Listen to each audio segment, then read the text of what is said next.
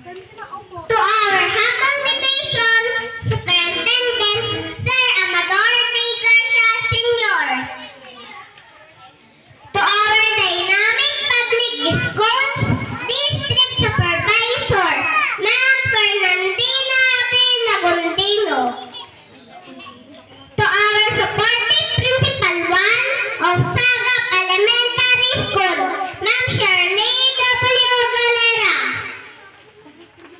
Our dedicated and loving teachers, to our active barangay officials, our beloved parents, classmates, guests, relatives, and friends.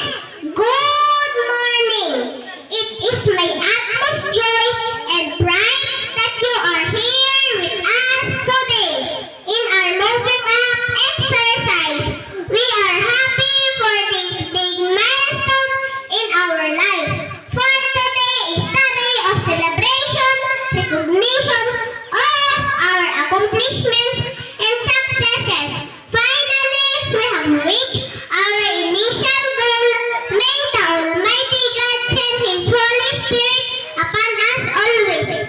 May He protect us, provide us wisdom, skills, and talents, which we can use as a weapon as we go through to our next ladder of education. Before I welcome you all, please allow me to inspire everyone through this quotation. Ang tunay na sekreto sa tagumpay ay pagsisikap at patuloy na pagbangon sa bawat pagkakamali. So in this moment of celebration, where achievements were acknowledged and honored, is given to whom it is due. On behalf of the kindergarten class 2023-2024, it is my honor to welcome you all to our moving up exercise with atin, Kabataang Pilipino, para sa matatag na kinabukasan ng bagong Pilipinas. Congrats!